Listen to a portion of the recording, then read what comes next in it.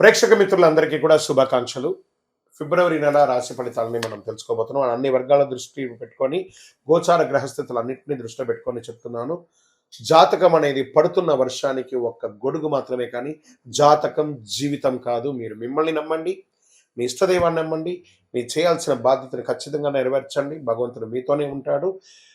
మనం ప్రయాణంలో ఒక స్పీడ్ బ్రేకర్స్ ఎలా ఉంటుందో అలా జాతకాన్ని వాడండి. ఈ యొక్క జాతకం ఈ వీడియో మీ యొక్క వ్యక్తిగత జాతకానికి ఒక 30% మాత్రమే వస్తుంది. మీ యొక్క సంపూర్ణ జాతకం మీ యొక్క date of birth, time of birth ద్వారానే వస్తుంది. కాబట్టి జాతకం పడుతున్న వర్షానికి గొడుగు. సింహరాశి మిత్రులారా, 2026 ఫిబ్రవరి మాస ఫలితాలు ఎలా ఉన్నాయి, శుభాశుభ ఫలితాలు ఎలా ఉన్నాయని చూసుకుంటే, అధికారం ఉంది కానీ అహంకారం కూడా ఎక్కువ ఉంది. దీనివల్ల చాలా నష్టపోయే అవకాశాలు ఉన్నాయి. సింహరాశి మిత్రులారా, స్త్రీ పురుషులు ఇద్దరిని దృష్టిలో పెట్టుకొని, అన్ని వర్గాల వారిని దృష్టిలో పెట్టుకొని చెప్తున్నాను. గ్రహాధారితంగా ఈ వీడియో చివరి వరకు వింటే మీలో ఉన్న శక్తి ఎందుకు పూర్తిగా బయటికి రావట్లేదో తెలుస్తుంది. ఎక్కడ తగ్గాలో, ఎక్కడ నిలబడాలో ముందు నేర్చుకోవాలి. ఫస్ట్ గురు భగవానుడు 11వ స్థానం, శని 8వ స్థానంలో, అంటే అష్టమ శనిగా కూర్చున్నాడు స్వామి. రాహు 7వ స్థానంలో, కేతు 1వ స్థానంలో, సూర్యుడు సింహరాశుల అధిపతికి అధికారంగా ఆత్మవిశ్వాసంతో ఉన్నాడు. అంటే బయట పేరు ఉంది కానీ లోపల పరీక్ష విపరీతంగా ఉంది. ఇది నెల కొంచెం జాగ్రత్తగా ఉండాల్సిన నెల. ఈ నెల సింహరాశి ఎదుర్కొనే అసలు పరీక్ష అంటే నేనే సరి, నేను చెప్పిందే జరగాలి అని కూర్చున్న చోటల్లా అవమానం, ఆటంకాలు, కష్టాలు, ఎదురు దెబ్బలు. దీనివల్ల ఆరోగ్యం కూడా ఇబ్బంది అవుతుంది. కుటుంబం దూరం అవుతుంది. వ్యాపారంలో పార్ట్నర్ సమస్యలు అవుతుంది. ఉద్యోగంలో క్లాష్ వస్తుంది. ప్రేమికుల మధ్య ఇబ్బందులు వస్తాయి. అన్నదమ్ముల మధ్య ఇబ్బందులు వస్తాయి. కాబట్టి ఏం చేయాలంటే సింహరాశి వాళ్ళు నోరు మూసుకొని ఉండండి చాలు. ఈ నెలంతా సైలెంట్. ఎంత సైలెంట్గా ఉంటే అంత మంచిది. కొంచెం ప్రభుత్వ ఉద్యోగం, ప్రైవేట్ ఉద్యోగం చేసేవాళ్ళు స్త్రీ పురుషులు కూడా బాధ్యత పెరుగుతాయి. అధికారులు బాగా ప్రెషర్ ఇస్తారు. పై అధికారులు కింద వాళ్ళ దగ్గర నుంచి కూడా ప్రెషర్స్ బాగుంటుంది. తట్టుకోలేని ఇబ్బంది ఉంటుంది. అసాంఘికమైనటువంటి అవకాశాలు ఎక్కువ వస్తుంటాయి. దాన్ని చేయడం వల్ల ఉద్యోగం పోయే అవకాశాలు కూడా ఉన్నాయి. ప్రైవేట్ సెక్టార్లో కూడా ఏ సమయంలో ఉద్యోగం నుంచి తీసేస్తారనే భయంతో ఉంటారు. కాబట్టి మీరు ఆల్టర్నేటివ్ ఇన్కమ్ కూడా చూసుకోవాలి. ఆల్టర్నేటివ్ ఉద్యోగాన్ని కూడా చూసుకోక తప్పదు. ఈ నెల వాదనలు వద్దు. లీడర్లా నడిస్తే గౌరవం. బాగా గుర్తుకోండి, బాస్లా కాదు, నాయకుడిలా ఉండాలి. ఇది కొంచెం అవకాశాలు ఉన్న అహంకారం వల్ల ఛాన్స్ పోయే అవకాశాలు ఉన్నాయి. కొత్త ఉద్యోగాలకి వినయంగా మాట్లాడితే విజయం. ఇంటర్వ్యూస్ కూడా ఆలస్యమయ్యే అవకాశాలు ఉన్నాయి. ఇండస్ట్రీస్, సర్వీస్ సెక్టార్, వ్యాపారం వాళ్ళకి ఎందుకంటే ఇండస్ట్రీస్లో లీడర్షిప్ టెస్ట్ ఉంటుంది. సర్వీస్ సెక్టార్లో పబ్లిక్ డీలింగ్, వ్యాపారంలో పార్ట్నర్స్ ఇష్యూస్ కొంచెం ఎక్కువ ఉంటుంది. కాస్త జాగ్రత్త. మనీ ఫ్లో అనేది కొంచెం మిశ్రమంగా ఉంటుంది, కొంచెం తక్కువగా ఉంటుంది అని కూడా చెప్పచ్చు. లాభం కనిపిస్తుంది కానీ ఓవర్ కాన్ఫిడెన్స్ నష్టాన్ని కల్పిస్తుంది. షార్ట్ టర్మ్ ట్రేడింగ్ అసలు చేయకండి. లాంగ్ టర్మ్ ప్లాన్ చేసుకోండి. షేర్ మార్కెట్లో అంతా కూడాను. ఇంకా విదేశాల్లో ఉన్నటువంటి చదువుకున్నటువంటి విద్యార్థులకి ఉద్యోగాలు దొరకకుండా, లేదా ఈ యొక్క H1 లేదా ఇంకా మీకు సంబంధించిన విషయాలంతా ఆలస్యం అవుతున్నాయి చూసారా, జాగ్రత్త. తప్పదు, కొంచెం మాట పడాల్సి వస్తుంది. వీటన్నిటి కారణం అంటే గ్రహాలు కాస్త బాగాలేదు. గ్రహాలు బాగాలేదని అంటే మొత్తం జీవితం అంతా చెడిపోతుంది కాదు. టెంపరవరీగా గ్రహాలు బాగాలేదు కాబట్టి దాన్ని మీరే చక్కగా దాన్ని చక్కదిద్దుకుంటే అన్ని రకాలుగా మేలు జరుగుతుంది. అద్భుతమైనటువంటి విలువలతో కూడినటువంటిది పొందుతారు. వీసా సమస్యలు ఏదైనా ఉన్నా కూడా జాగ్రత్త. ఏ విధమైనటువంటి ఇల్లీగల్ యాక్టివిటీస్ చేయకండి. మీ లైసెన్స్, మీ యొక్క పాస్పోర్ట్స్ అన్నీ కరెక్ట్గా రెన్యువల్గా ఉన్నాయని చూసుకోండి. కరెక్ట్గా వ్యవసాయదారులకి కార్మిక సమస్యలు, లేబర్ సమస్యలు బాగా వచ్చే అవకాశాలు ఉన్నాయి. ఖర్చులు పెరుగుతాయి. అధిక ఆశ వద్దు, నిలకడే లాభం. చక్కగా కూరగాయల పంట కూడా మీకు చాలా కలిసి వస్తుందని కూడా చెప్పచ్చు. రియల్ ఎస్టేట్ వారికి అమ్మకం ఆలస్యమైన కొనుగోలు అన్ని రకాలుగా కూడా ఉంటుంది. డాక్యుమెంట్స్ అంతా కూడా చక్కగా చూసుకోండి. మిశ్రమంగా ఉంటుంది. స్పెక్యులేషన్, ఈ యొక్క మీడియేషన్ చేసే వాళ్ళకు కూడా మంచి కమిషన్స్ వచ్చే అవకాశాలు ఉన్నాయి. కోర్టు కేసులంతా కూడా ఈగో క్లాష్ ద్వారా డ్యామేజ్ అయ్యే అవకాశాలు ఉన్నాయి. సెటిల్మెంట్ ఆలోచిస్తే మంచిది. తీర్పులు కూడా మీకు నెగిటివ్గా వచ్చే అవకాశాలు ఉన్నాయి. ప్రేమలో అహంకారం పెరిగిపోయి విడిపోయే అవకాశాలు కూడా ఉన్నాయి. కుటుంబంలో భార్య భర్తల మధ్య సఖ్యత లోపం. నువ్వా నేనా. ప్రత్యేకించి సింహరాశి స్త్రీలు కొంచెం ఒక్క మెట్టు దిగితే బాగుంటుందేమో అనిపిస్తుంది. అది కొంచెం జాగ్రత్తగా ఉంటుంది. మీ పిల్లలపై కూడా మీరు అధికారం ఎక్కువ చూపిస్తుంటారు. అధికారం కాదు, ఆప్యాయత అవసరం అనేది కూడా చెప్పడం జరుగుతుంది.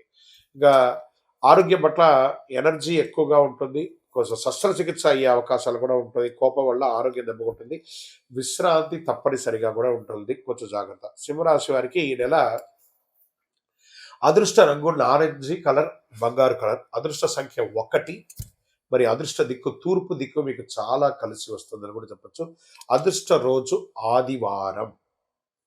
అదృష్ట సమయం సాయంత్రం 6 గంటల నుంచి 8 గంటలు, ఉదయం 6 గంటల నుంచి 8 గంటలు. ఈ ఉదయం 2 గంటలు, సాయంత్రం 2 గంటలు ఏం చేస్తారంటే ఏదైనా ముఖ్యమైనటువంటి నిర్ణయాలు తీసుకోవాలనుకుంటే ఇది తీసుకోండి, చాలా మంచిది. ఇక ప్రతిరోజు సూర్య నమస్కారం చేయండి, సూర్యుడికి నీళ్లు పోయండి, ఆదివారం గోధుమలు, ఎరుపు పండ్లు దానం ఇవ్వండి, నేను అనే మాట తగ్గించుకోండి. ఇది చాలా పెద్ద పరిహారం మీకు అని కూడా చెప్పచ్చు.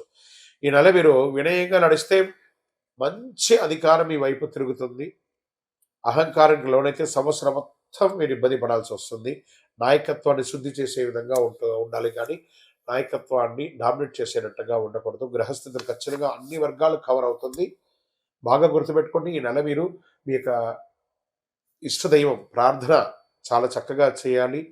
భగవద్ అనుగ్రహంతో మీ యొక్క వయస్సు ఎంత ఉందో అన్ని వయస్సు సంఖ్యతో కూడినటువంటి నువ్వుల నూనె దీపాన్ని మీ ఇష్టదైవాన్ని కులదేవతకు వెలిగించండి. ఇక్కడ మీ యొక్క వ్యక్తిగత జాతకం కోసం మమ్మల్ని సంప్రదించండి. మీ యొక్క date of birth, time of birth, place of birth WhatsApp చేయండి. మీ యొక్క ఇష్టదైవ దేవాలయంలో మీ వయస్సు ఎంత ఉందో అన్ని దీపాలను నెలకొకసారి వెలిగించండి. అతి శక్తివంతమైనటువంటి 48 రోజులు పూజ చేసినటువంటి కరుంగాలి మాలను ధరించండి. ఆరోగ్యంగా ఐశ్వర్యంగా ఉండండి. నెగిటివ్స్ అంతా తొలగిపోతుంది. ఇంకనూ మీ యొక్క వ్యక్తిగత జాతకం కోసం మీ పేరు, మీ date of birth, time of birth, place of birth WhatsApp చేయండి. మా అడ్మిన్స్ మీకు రిప్లై ఇస్తారు. రథసప్తమి. ఈ రథసప్తమి అంటే ఏంటి అసలు ఎందుకు చేయాలి, ఆ రోజు చేయవలసిన విశేషాలు అంటే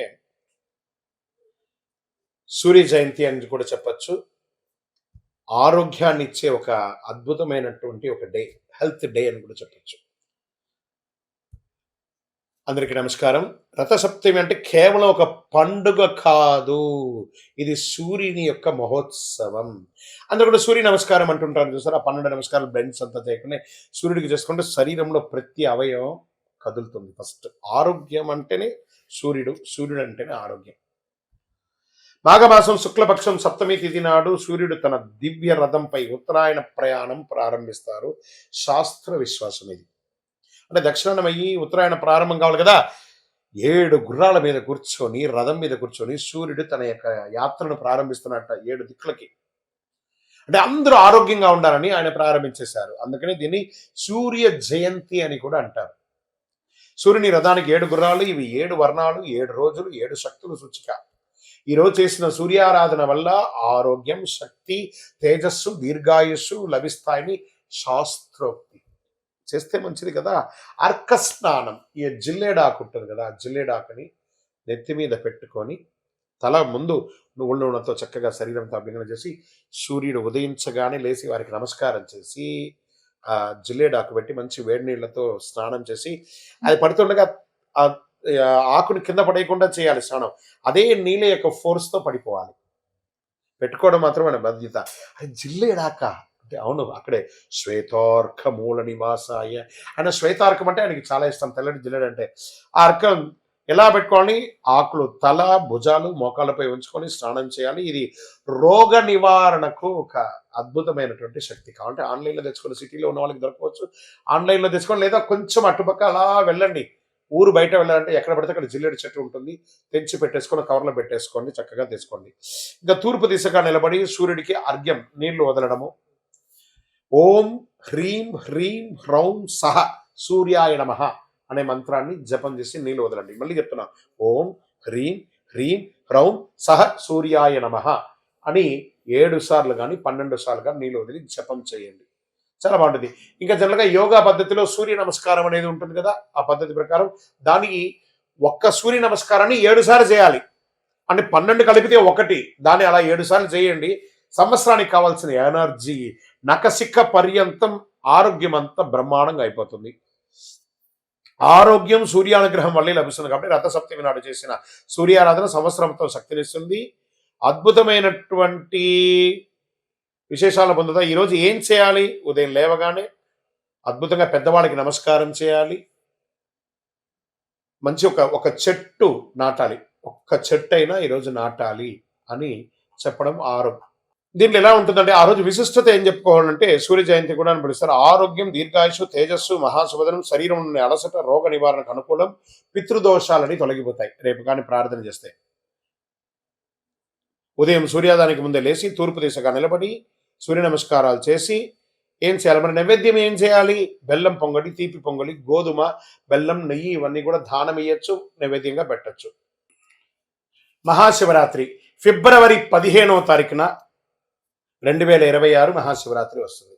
ఇక శివరాత్రి అనగానే అందరూ దేవాలయాలకు వెళ్ళి అభిషేకారాధన చేసేసుకొని చాలా అద్భుతంగా చేస్తారు కదా. కాస్త దాని గురించి కొంచెం ఎన్లార్జ్ చేసి చూద్దాం. శివరాత్రి ఒక్క రాత్రి జీవితాన్ని మార్చే శక్తి అండి. ఆ శివుడు గరళకంఠుడు భోళాశంకరుడు మనకందరికీ అనుగ్రహం ఇచ్చే అందరికీ ఒక శుభదినం చెప్పచ్చు. నమస్కారం భక్తులారా. మహాశివరాత్రి అంటే కేవలం ఉపవాసం కాదు, కేవలం జాగరణ కాదు. ఇది మనలో అజ్ఞానాన్ని చీల్చి చెండాడి రాత్రి. ఇది శివతత్వాన్ని అనుభవించే ఒక అద్భుతమైనటువంటి రాత్రి అని కూడా చెప్పచ్చు.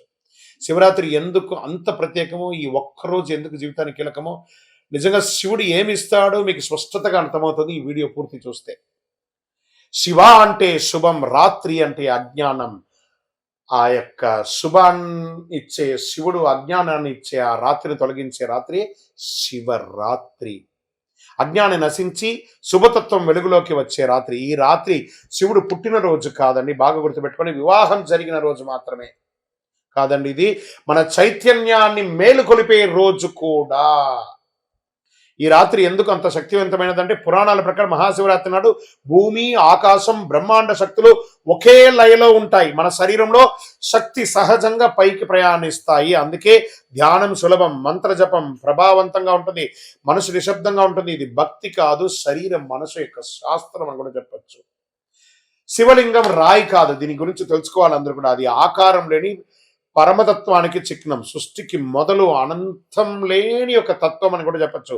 అభిషేకం చేయడం అంటే ఏంటిది? నీటితో మన అహంకారాన్ని కడగడము, పాలతో మన కోపాన్ని చల్లార్చడము, బిల్వపత్రంతో మన కోరికలను అర్పించడము. అందుకే శివుడు కోరేది వస్తువులు కాదు, మార్పు. ఓం నమ శివాయ అనే ఒక మంత్రాన్ని, పంచాక్షరి మంత్రాన్ని ఎంత వీలుంటే అంత జపం చేయండి, అంత బాగుంటుంది. ఇంకా ఉపవాసం ఎందుకు చేస్తారు? మీ యొక్క జీర్ణక్రియలన్నీ కూడా అద్భుతంగా క్లెన్స్ అవుతుంది, శరీరాన్ని తేలిక చేస్తుంది, ఆలోచనలు శుద్ధి చేస్తుంది, ఆత్మబలాన్ని పెంచుతుంది. అందుకే ఈరోజు ఉపవాసానికి ప్రత్యేక శక్తి ఉంది. ఉపవాసం అంటే నేను ఉపవాసం అని చెప్పి బాదం పాలు 1 లీటర్ తాగడం, రకరకాల పండ్లు తినడం కాదు. ఉపవసించడం, స్వామివారి నామస్మరణతో భగవంతుడికి దగ్గరగా వసిస్తూ ఓం నమ శివాయ, ఓం నమ శివాయ, ఓం నమ శివాయ. ధనుర్మాసంలో వైకుంఠ ఏకాదశి గాను, మాఘమాసంలో చక్కగా శివరాత్రి గాను 1 నెల రోజుల గ్యాప్లో 2 ఉపవాసాలు ఉండడం వల్ల ఆరోగ్యం, ఎప్పుడైతే ఆహారం పడదో శరీరానికి, ఆటోమేటిక్గా ఆరోగ్యం అనేది క్లెన్స్ అవుతుంది, ఒక ఓవర్ ఆయిల్ లాగా అయిపోతుంది, ఆత్మబలాన్ని పెంచుతుంది. జాగరణ ఎందుకు చేయాలి మరి? శివరాత్రి జాగరణ అంటే నిద్ర లేకపోవడం కాదు, అవగాహనతో ఉండడము. నిద్ర అజ్ఞానం, జాగరణ జ్ఞానం అన్నారు. అందుకే ఈ ఒక్క రాత్రి జాగరణ జీవితంలో ఎన్నో తప్పుల నుంచి కాపాడుతుంది, జాగరణ ఉంది. ఎవరు శివరాత్రి పూజ చేయాలి? ఉద్యోగ సమస్యలు ఉన్నవారు, ఆరోగ్య సమస్యలు ఉన్నారు, మానసిక ఒత్తిడి ఉన్నారు, కుటుంబ కలహాలు ఉన్నవారు శివుడు సమస్యలతో తీసుకోపోడండి, సమస్యను ఎదుర్కొనే శక్తిని ఇస్తాడు. గుర్తుపెట్టుకోండి, అది శివరాత్రి రోజు చేయండి. ఇదే శివకృప. శివరాత్రి రోజు ఏం చేయాలి? సాధ్యమైనంత వరకు ఉపవాసం ఉండాలి, శివనామస్మరణ చేయాలి, బిల్వపత్రార్చన చేయాలి, కొద్దిసేపు మౌనం ఉండాలి, రాత్రి ధ్యానం లేదా మంచి కథ, శివకథ వినండి చక్కగా. అందుకని సినిమాలకు వెళ్ళి టైం పాస్ చేయడం కాదు. భయం అవసరం లేదు, ఖరీదైన పూజ అక్కర్లేదు, భక్తి అవగాహన చాలండి. ఎవరు చెప్పిన శివరాత్రి నిజం, ఇది గుర్తుపెట్టుకోండి. శివుడు కోరికలు తీరుస్తాడు అనుకుంటే అది భక్తి, శివుడు మనల్ని మారుస్తాడు అనుకుంటే అది జ్ఞానం. మహాశివరాత్రి కోరికల పండగ కాదు, చైతన్య పండగ. మహాశివరాత్రి మీ జీవితంలో శాంతి, స్థిరత్వం, శివతత్వం ప్రసాదించాలని ఓం నమ శివాయ. అందరూ ఆయురారోగ్య ఐశ్వర్య భోగభాగ్యాలతో ఉండాలని అఖిలాండ కోటి బ్రహ్మాండ నాయకుడు ఆ యొక్క కైలాసనాథుని ప్రార్థన చేసుకుంటున్నాం. ఓం నమ శివాయ, ఓం నమ శివాయ, ఓం నమ శివాయ.